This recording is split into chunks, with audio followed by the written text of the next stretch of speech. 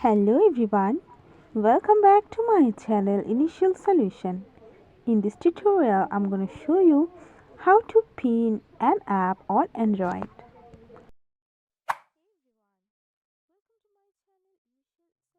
So first of all, choose an app you want to pin.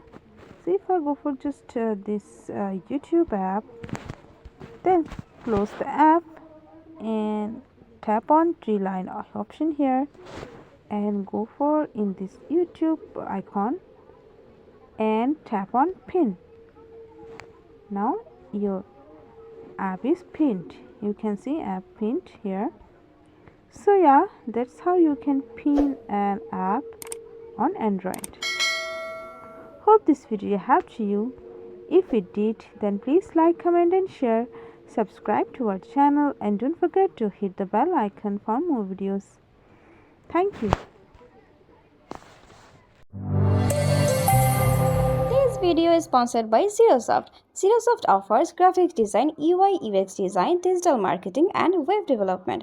Elevate your brand with Zerosoft today. For more details, check the description box.